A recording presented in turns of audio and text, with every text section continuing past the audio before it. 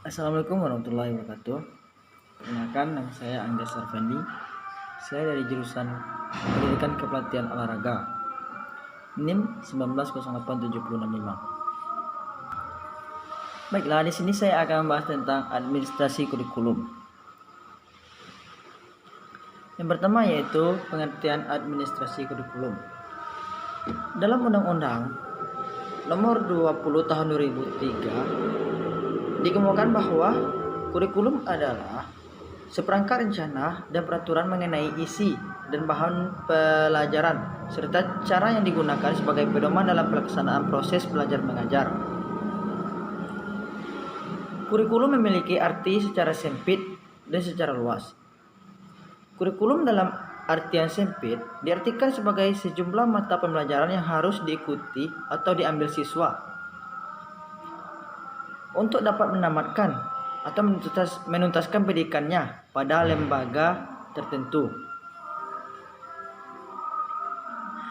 Dan kurikulum dalam artian luas diartikan sebagai pengalaman belajar yang diberikan kepada siswa selama melaksanakan proses pendidikan pada jenjang pendidikan tertentu.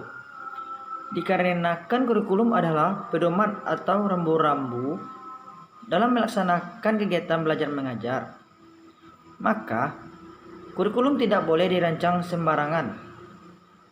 Rancangan ini bisa tertulis maupun tidak. Yang terpenting ialah ditunjukkan untuk membentuk lulusan yang berkualitas. Jadi, kalau kita lihat dari artian sempit dan luas, di sini cukup berbeda. Yang tersendiri yang secara sempit diartikan sebagai sejumlah mata pelajaran harus diambilkan, sedangkan secara luas pengalaman yang diberikan berdasarkan pengalaman yang diberikan sekolah atau sekolah kepada siswa. Setelah kita memahami pengertian kurikulum, di sini kita bisa melihat peranan kurikulum dalam pendidikan. Ada dua jenis pendidikan yaitu pendidikan formal dan non formal. Proses pendidikan yang terjadi di lingkungan sekolah disebut sebagai pendidikan formal, sebab sudah memiliki rencana pendidikan. Rancangan pendidikan inilah yang kita kenal dengan kurikulum. Kurikulum disusun secara sistematis, jelas, dan rinci dengan tujuan agar mudah dipahami dan digunakan sebagai pedoman pelaksanaan proses belajar mengajar di sekolah. Dalam pelaksanaannya harus dilakukan pengawasan atau evaluasi untuk mengetahui sejauh mana tingkat keberhasilan kurikulum tersebut. Apakah itu cukup efisien atau tidaknya, itu dibutuhkan sebuah pengawasan. Peranan kurikulum dalam pendidikan sangatlah penting dan sebagai salah satu faktor penentu tercapainya tujuan pendidikan. Bahkan dikatakan kurikulum merupakan bagian yang tidak bisa sederhana, sehingga terus berlanjutan ke tingkat selanjutnya dengan pemahaman lebih kompleks. Berikutnya yaitu adalah proses administrasi pendidikan. Dalam proses administrasi yang berikutnya yaitu proses administrasi kurikulum.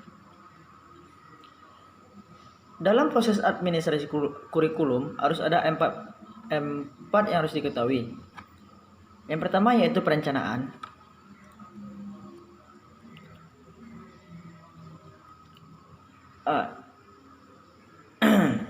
Di dalam perencanaan ini harus ada identifikasi masalah. Pada tahap identifikasi masalah, ada beberapa prinsip-prinsip bahwa ini harus menjadi pertimbangan dan perhatian. Yang pertama yaitu prinsip relevansi. Yang ke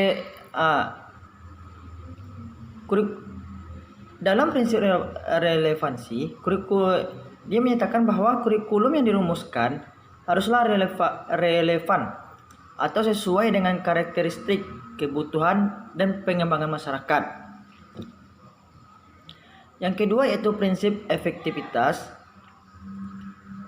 Efektivitas diartikan sebagai keadaan yang menunjukkan tingkat keberhasilan atau pencapaian suatu tujuan yang akan dicapai.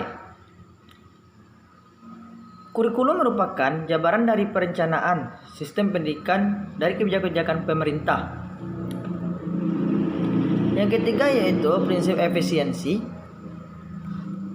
Kurikulum yang dibuat haruslah efisien. Mungkin di mana dalam pelaksanaannya harus praktis dan mudah dilaksanakan. Yang berikutnya yaitu prinsip kontinuitas. Dikarenakan proses belajar anak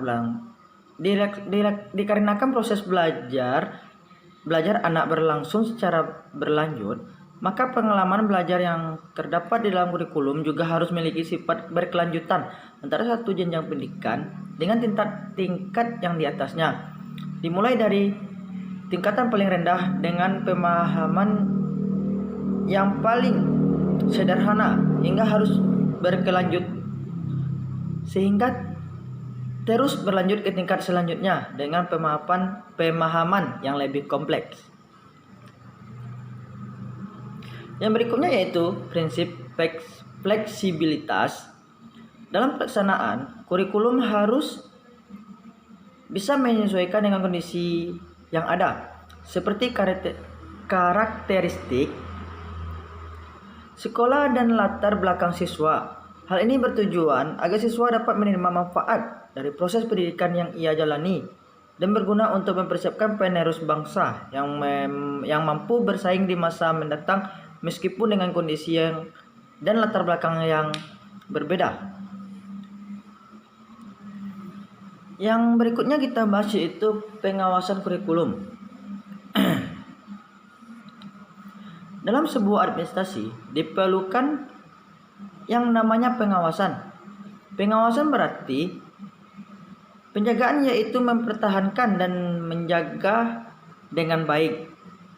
Tujuan adanya pengawasan ini ialah agar memastikan semua pelaksanaan berjalan sebagai mestinya sesuai dengan apa yang dikehendaki sebelumnya.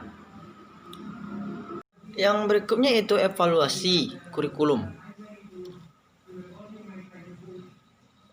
Evaluasi tersendiri terbagi menjadi dua, yaitu evaluasi hasil belajar dan evaluasi program pengajaran. Yang pertama kita bahas evaluasi hasil belajar. Evaluasi hasil belajar ialah kegiatan yang penting dalam proses pendidikan. Hal ini untuk mengetahui capaian hasil belajar dari siswa dan untuk mengetahui apakah tujuan pembelajaran sudah tercapai atau belum. Bentuk kegiatannya berupa penyampaian informasi secara berkelanjutan tentang proses dan hasil belajar yang dicapai oleh siswa.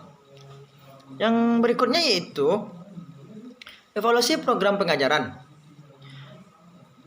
Evaluasi program pengajaran ialah kegiatan untuk menilai tingkat keberhasilan sebuah program yang sudah dibentuk dalam melihat program yang sudah dibentuk dan melihat apa saja hal yang mendukung serta menghambat keberhasilan dari program pengajaran. Dari penilaian tersebut bisa diputuskan apakah program tersebut masih layak dilanjutkan atau perlu perubahan.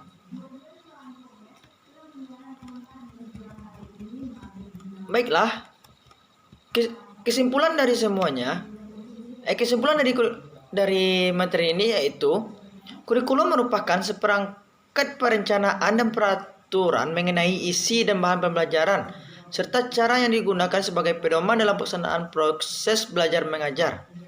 Dengan kata lain, kurikulum adalah pedoman dalam menjalankan proses pendidikan.